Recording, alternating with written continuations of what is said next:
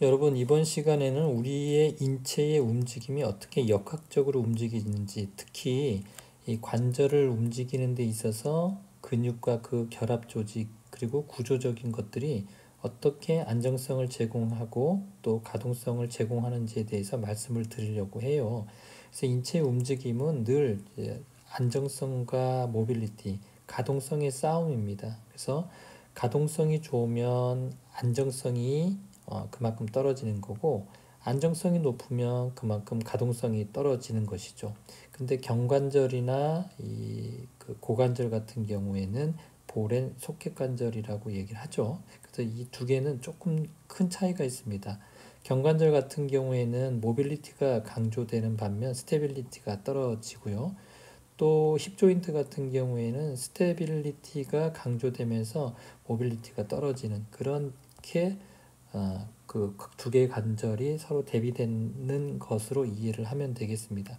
그렇지만 아무리 가동 범위가 넓은 경관절의 모빌리티라고 하더라도 스테빌리티가 그 확보가 돼야지 모빌리티가 나타나는 거지. 아무리 모빌리티가 강조가 되고 스테빌리티가를 그 손해를 본다 하더라도 가장 기초적인 가동성은 바로 스테빌리티에서 나온다라고 이해를 하시면 되겠습니다. 그래서 스테빌리티는 첫 번째 구조적으로 관절 오목면의 깊이를 깊게 해주면 되겠죠. 그리고 관절과 관절의 접촉면을 넓게 해주면 됩니다. 두 번째 이제 관절을 압박하면 되겠죠. 압박하는 만큼 그만큼 부딪히는 관절의 면이 많기 때문에 안정성을 제공해 줄 수 있겠죠. 그런데 그런 것들은 코넥티브 티슈라든지 근육들이 그런 역할을 한다라고 하는 거고요. 그 다음에 이제 중심화를 시켜야 된다. 즉 관절와에 항상 이 볼록 관절이 그 관절 오목 관절에 중심화가 있어야 되겠죠. 그러기 위해서는 글라이딩 또는 슬라이딩, 또 스피닝, 또 롤링이 적절하게 일어나야 됩니다. 그러한 움직임을 우리는 어세서리 모션 또는 무브먼트라고 얘기를 하는데요. 결국은 스테빌리티라고 하는 것은 인체에서 이 세 가지 범주 안에 다 들어갑니다. 자, 그러면 이러한 이제 스테빌리티를 위해서 우리 인체 조직은 어떠한 장치들이 있는지 조금 더 구체적으로 살펴볼 건데요. 먼저 스테빌리티를 패시브 스테빌리티, 액티브 스테빌리티로 구분할 수도 있고요. 이 패시브를 스태틱 스테빌리티라고 가정해도 되고요. 액티브를 다이나믹 스테빌리티라고 우리가 가정을 해도 되겠습니다. 패시브라고 하는 것은 수동적으로 늘어나는 구조물, 즉 코넥티브 티슈가 대표적으로 그런 예가 되겠고요. 근육도 수동 장력으로 늘어나는 경우에는 우리가 이제 패시브로 볼 수가 있습니다. 그래서 패시브라고 하는 것은 첫 번째 구조적인 거, 두 번째는 패시브 텐션, 즉 수동 장력을 제공하는 것이 패시브의 안정성을 제공하는 거다. 그래서 구조 같은 경우에는 라브란 같은 것이 있고, 그리고 또 뒤에 가서 말씀을 드리겠지만 경관절 같은 경우에는 상완관절이 약 위로 어버드 로테이션 되어 있는 그런 구조들도 바로 패시브 스테빌리티에 해당이 되는 거고요. 또 패시브 텐션에 의한 패시브 스테빌리티에는 커넥티브 티슈, 캡슐이라고 하든지 아니면 리가멘트, 대표적으로 캡슐라 리가멘트 이런 것들이 되겠고요. 물론 거기에 근육도 패시브로 작용하면 패시브 스테빌리티의 역할을 하게 되는 거죠. 다음은 이제 액티브 스테빌리티가 있겠죠. 즉 액티브 텐션, 즉 능동적인 장력을 제공하는 거죠. 인체에서 능동적인 장력을 제공하는 것은 사실은 근육밖에 없죠. 근데 이 근육도 왜 안정성이라고 했냐면 근육은 이제 모빌리티로도 활동이 가능하고 스테빌리티도 활동을 가능한데요. 이 근육은 패시브에도 속할 수도 있고 액티브 스테빌리티에도 속할 수가 있다라고 하는 거예요. 먼저 패시브에 속할 때는 얘가 수동 장력, 그 아고니스트에 대해서 주동근에 대해서 안타고니스트, 즉 그 기랑근으로 작용할 때 주동근이 수축할 때 기랑근이 수동 장력을 이렇게 제공해 줌으로 인해서 안정화에 기여할 수가 있다라고 하는 거고요. 그 다음에 액티브 텐션 같은 경우에는 근육이 직접 아고니스트로 작용을 하지만 그 아고니스트의 작용의 것들이 여러 방향으로 작용을 하게 됨으로 인해서 결국은 안정성을 제공해 주는 그런 기전을 얘기하는 겁니다. 요건 이해가 조금 안 되면 뒤에 가서 제가 그림을 가지고 설명을 드리도록 하겠습니다. 그래서 스테빌리티는 크게 패시브, 액티브로 나눠지고, 패시브는 구조적인 것, 또 수동 장력을 제공하는 것, 수동 장력을 제공하는 것에서는 관절 주변의 이 커넥티브 티슈, 그리고 머슬이 안타고니스트에 대해서, 아고니스트에 대해서 안타고니스트로 작용하면서 수동 장력을 제공할 때 이 근육도 패시브 스테빌리티로 구분할 수가 있고요. 대신에 이제 머슬이 아고니스트로 작용을 하는데 여러 방향으로 작용을 하면서, 대표적인 것이 이제 경관절에서는 로테이트 커프가 되겠죠. 그러면서 움직임도 제공하면서 능동적인 장력을 제공해서 이 관절와의 관절을 꽉 붙들어 놓는 그런 역할을 할 때 우리는 그것을 액티브 스테빌리티로 이 근육을 보게 되는 겁니다.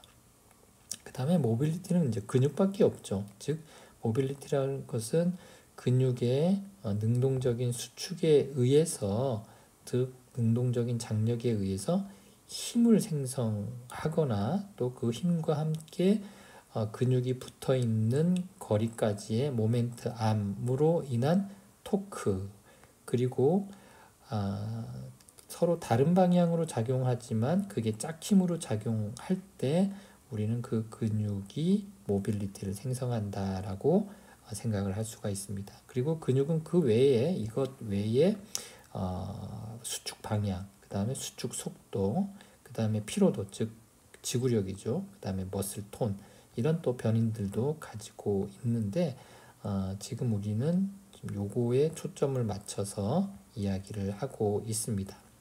그리고 이제 힘이라고 할 때 힘과 토크는 다르다는 거 분명히 여러분들이 인식을 하고 계시죠. 그래서 힘이라고 할 때 힘은 여러 요인에 의해서 달라질 수가 있는데요. 첫 번째, 근육 섬유의 유형. 타입 2 같은 섬유는 강한 힘을 제공하죠. 타입 1보다는. 그 다음에 근육의 단면적은 크면 클수록, 즉 힘에 비례하게 되겠죠. 그 다음에 섬유의 모양은 깃털 근육 같은 경우에는 더 많은 근육 섬유 밀도가 집약되기 때문에 단면적이 커지기 때문에 이 근섬유의 모양은 깃털 근육이 또 큰 힘을 발휘합니다. 그리고 이제 근육의 길이인데요. 근육 길이 장력 곡선에 대해서 이제 생략 시간에는 설명을 했는데 사실 이번 시간에는 설명을 간단하게 했죠. 그래서 길이 장력 관계는 안정시 길이가 한 100에서 120%가 되는데, 이것은 액틴과 미오신의 크로스 브리지와 관련이 있다라고 수업 시간에 말씀을 드렸으니까 참고를 하시고요. 그 다음에 근육의 정지각이 한 90도일 때 가장 또 큰 힘을 발휘할 수가 있고요. 또 내적 외적 모멘트 팔의 길이에 따라서도 근육의 힘 또는 토크가 달라질 수가 있고요. 수축 방향에 따라서는 원심성 수축이 가장 큰 힘을, 그리고 등척성 수축이, 그리고 구심성 수축이 큰 힘을 발휘합니다. 순서대로.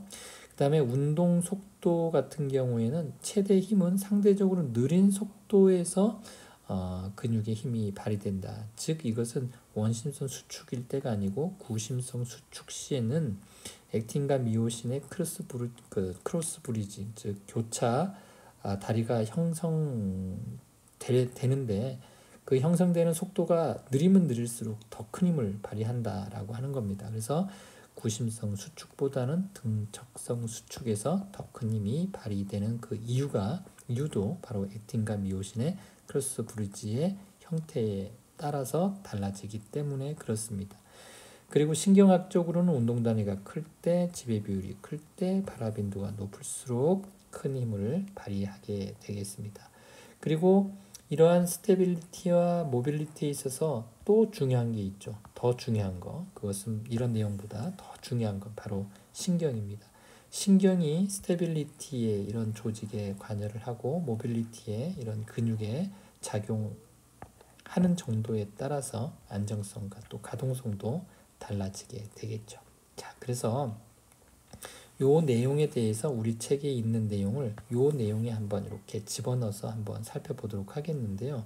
여기 보면 프록시멀 스테빌라이저, 디스탈 모빌라이저 이렇게 써 있는데 이건 경관절에서 해당되는 그런 단어들이기 때문에 이렇게 진하게 별도로 표시를 해 놨고요.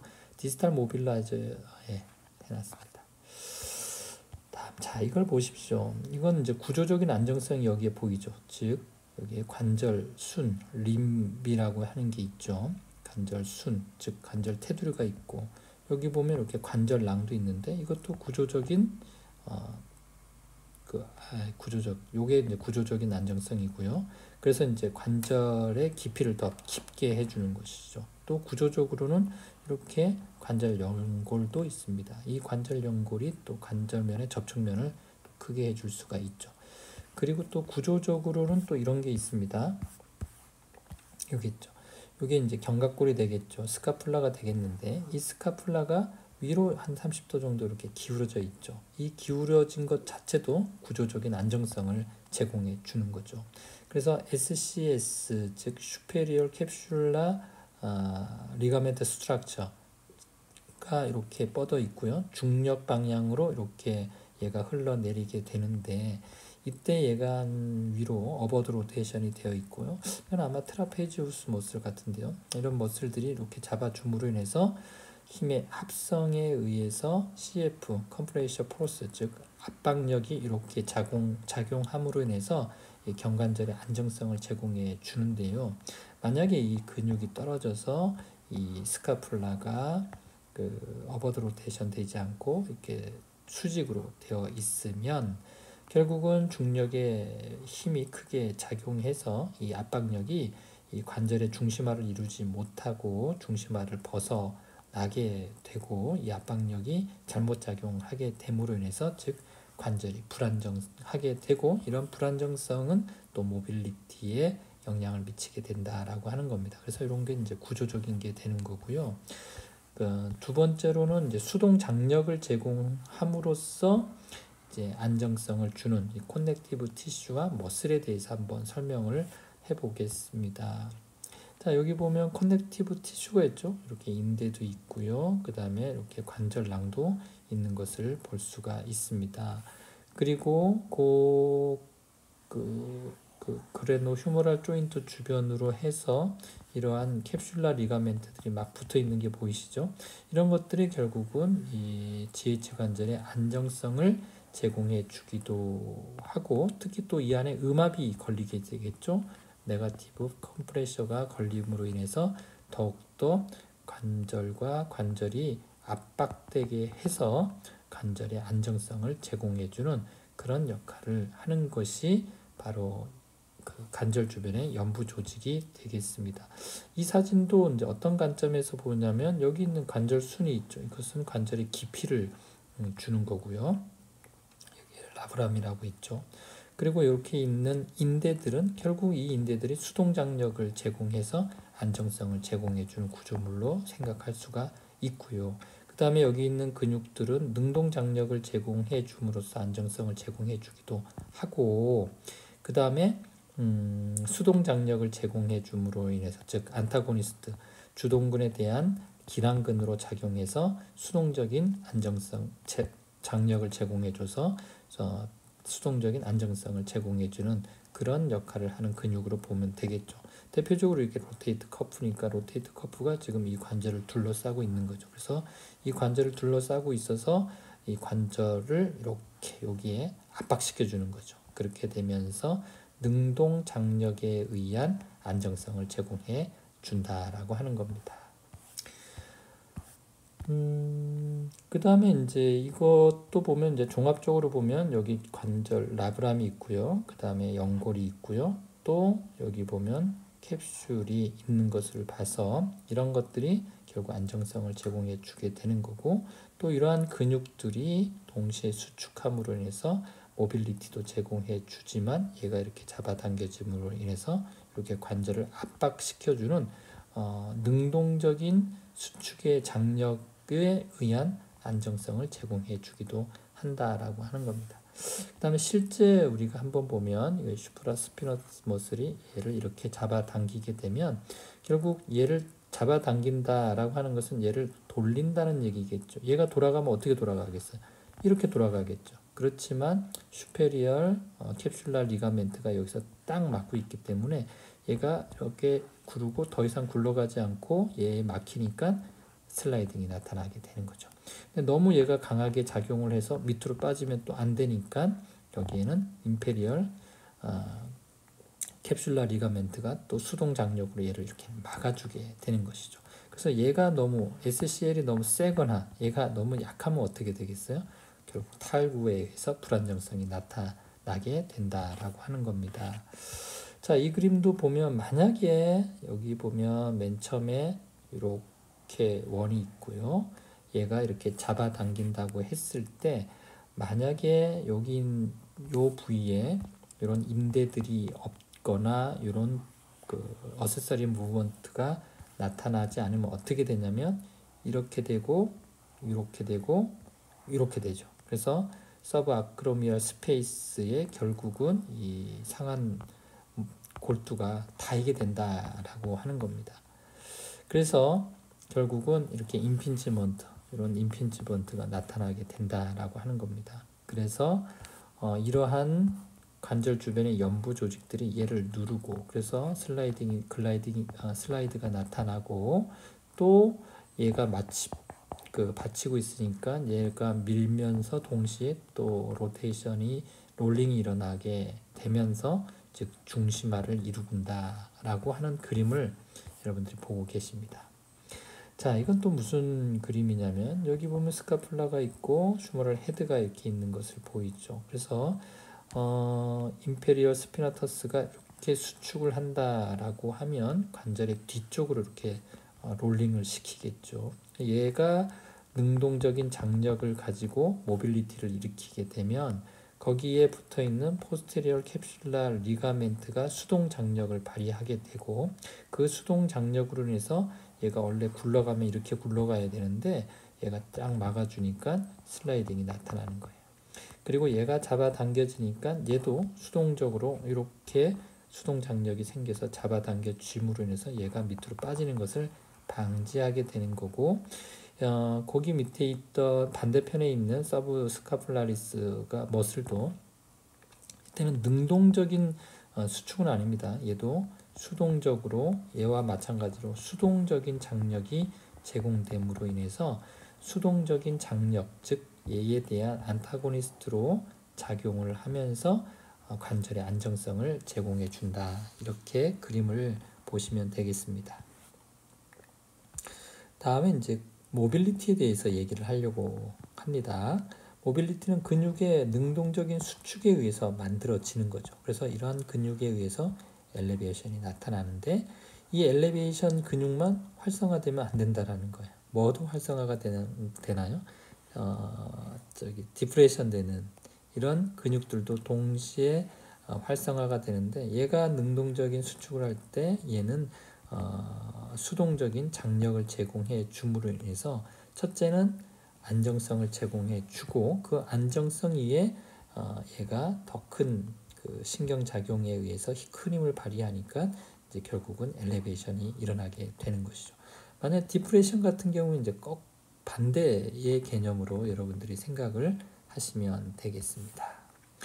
그리고 디프레션 근육에 또 보면 여기 보면 펙토라리스 마이너 머슬이 이렇게 있는 것을 볼 수가 있죠. 근데 얘는 뒤로 당기면서 디프레션 시켜주지만 얘는 또 앞에서 이렇게 디프레션 시켜주면 이 힘이 뭐 크진 않지만 얘가 아래쪽 바깥 등 쪽에서 디프레션 시켜주면서 스카플라를 이렇게 돌릴 수가 있겠죠. 거기에 대해서 얘는 또 반대 안타고니스트로 작용을 해서 같이 밑으로 내리지만 얘는 앞쪽으로 밑으로 이렇게 내리면서 안정성이 제공된 동시에 가동성도 이렇게 주어진다라고 보시면 되겠죠.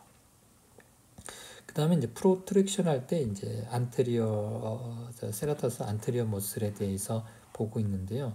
세라터스 안테리어 머슬의 힘선은 이렇게 앞 쪽으로 그리고 약간 위쪽으로 뒤에 보면 사진에 나오는데 약간 위쪽으로 이렇게 힘선이 적용되는 것을 볼 수가 있습니다. 그렇기 때문에 얘는 프로트랙션 머슬로서 작용을 하게 되는 거고요.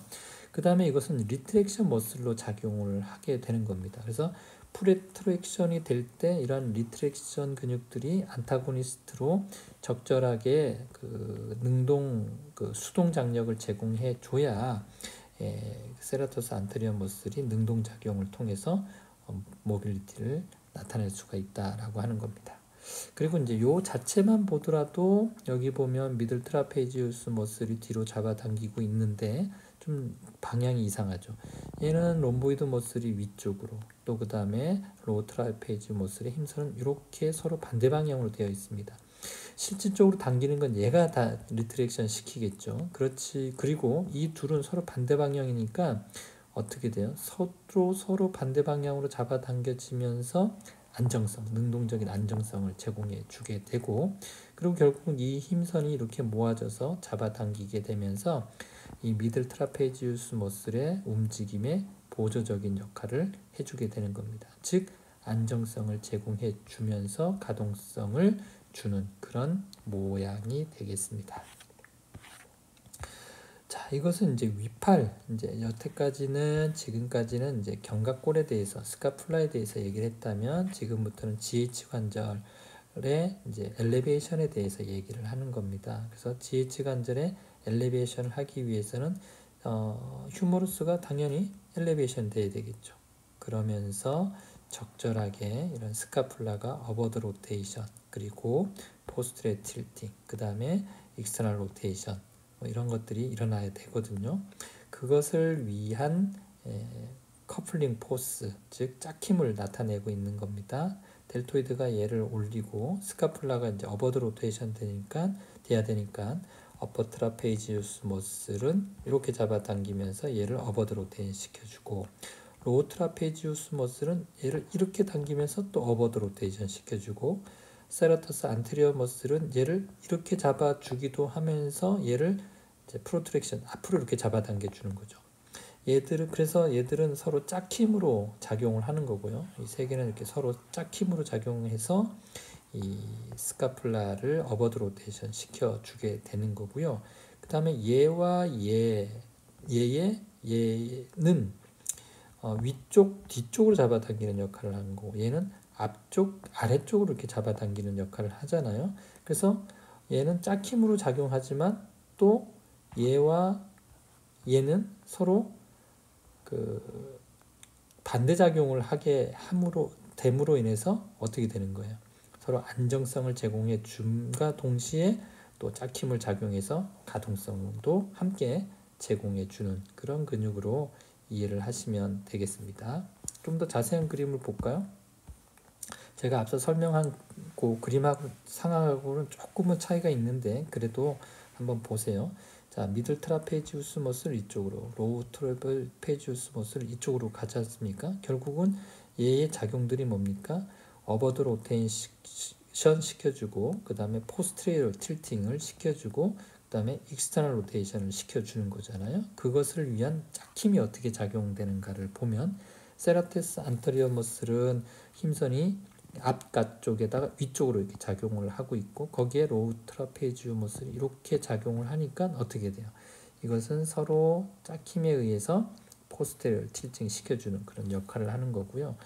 여기서 수평면에서 보면 결국은 세라토스 안테리어 머슬의 힘선이 지금 앞가 쪽으로 되어 있죠. 그 다음에 미들 트라페지우 머슬은 이렇게 뒤쪽으로 되어 있습니다. 이것은 또 서로 짝힘으로 작용해서 익스터널 로테이션, 스카풀라를 익스터널 로테이션으로 시켜주는 그런 짝힘으로 작용을 하고 있습니다. 그쵸. 자, 넘어가도록 하고, 자, 그 다음에 이제 요거는 이제 그레노 휴머럴 조인트의 안정성을 제공해주는 로테이트 커프 머슬로 이해를 하시면 되겠죠. 그래서 하나, 둘, 세 개. 그 다음에 앞쪽, 요건 뒤쪽이죠. 요건 앞쪽에 서브스카플라리 머슬이 함께 잡아당겨 주게 되면서 이 관절을 어떻게 되겠어요? 중심화 시켜주겠죠. 압박시켜주고 컴프레션 포스에 의해서 압박시켜주고, 또 만약에 얘가 이렇게 움직인다면 이들 근육들이 휴머럴 헤드를 여기다가 중심화시켜주는 그런 역할도 동시에 하는 근육이 로테이트 커프가 되겠죠. 자, 그리고 GH 관절의 엘리베이션 때 델토이드 머슬, 그 다음에 트라페지 슈프라 스피너터스, 그리고 서브스카플라리 머슬, 그 다음에 또 보조근으로서 이렇게 그 라티시머스, 도시머슬이 함께 협력 작용, 즉 커플 포스로 작용을 해서 그 휴머러스를 엘리베이션 시켜준다라고 하는 겁니다. 이 역시도 마찬가지로 이제 액티브, 그러니까 모빌리티를 제공하면서 또 이것들은 서로 상호작용을 통해서 안정성을 제공해주는 역할도 이렇게 동시에 하게 되는 겁니다.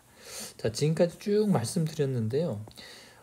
제가 이제 이 강의를 의도했던 것은 결국은 우리가 역학에 대해서 배우지만 역학이라고 하는 것은 결국 힘이다라고 하는 겁니다. 힘의 생성에 의해서 면과 축에서 어떤 움직임이 일어나는가라고 하는 겁니다. 그러면 이 힘에 대해서 그래서 그런 것들을 이제 가동성이라고 얘기를 하는 겁니다. 근데 이 가동성을 위해서는 반드시 뭐가 필요하다고요? 네, 안정성이 필요하다고요. 그 안정성이 담보가 돼야 가동성이 이루어진다라고 하는 그런 개념에 대해서 말씀을 드렸고요. 그 개념을 처음에 말씀드렸던 이 표의 관점으로 한번 설명을 드렸습니다. 그래서 모든 것들을 다 여기서 설명을 했다라고 생각을 하고요. 마지막으로 이 모든 것은 신경작용에 의해서 결국은 모빌리티가 더 우세하게 나타나기도 하고 또 스테빌리티가 더 안정성이 더 우세하게 나타나기도 하면서 상호 보완적인 관계를 가지면서 안정적으로 움직이게 된다라고 하는 겁니다. 자, 그래서 결국은 우리는 이제 신경에 대해서 배우지는 않았지만 어쨌든 여러분들은 종합적인 사고를 위해서 신경에 대해서도 결국은 알아야 되겠죠. 네. 자, 이상 조금 수업 시간에 미진했고 부족했던 부분들에 대해서 같이 한번 나누어 봤습니다. 이 내용을 기반으로 해서 여러분들이 공부를 하면 조금 더 쉽게 그 학업을 하는데 쉽게 접근을 하고 좀 더 쉽게 이해를 하리라 생각을 합니다. 수고하셨습니다.